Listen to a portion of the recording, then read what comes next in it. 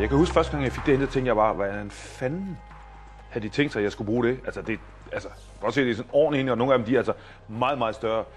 Og så begyndte jeg sådan at arbejde lidt med det, og de første mange gange, der gik det helt galt. Og så lige pludselig en dag, så begyndte jeg at finde ud af at tørre det. Sådan, eller det vi kender som nori-tang, det kender vi stort set alle sammen i sushi og ting og så. Så tænkte jeg, at der må jo være en egenskab i det, og så fik vi det tørret, så det ser sådan her ud.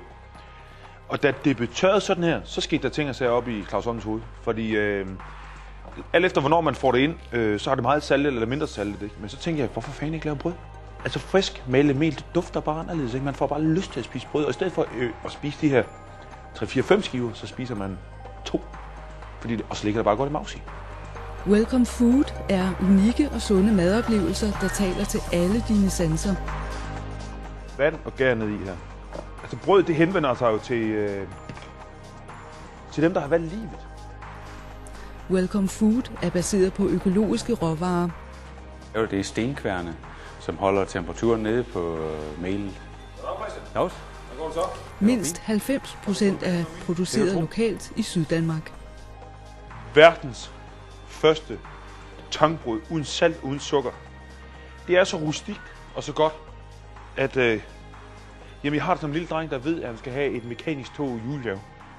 Nu skal vi lave en mysli, som er sund, som er havets mysli, som en slags havbrise, som kommer om morgenen, rammer os i panden med smagen af tang.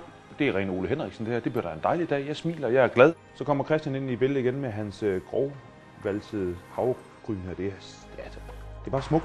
Jamen, det kommer fra vores egen gård, økologiske gård, som vi har liggende her bagved os. Det dufter også af hav, ligesom dengang jeg var lille. Ikke? Så har jeg morgenfruer, som vi tørrer, og det er så ude fra min svigerfars have. Han får så travlt.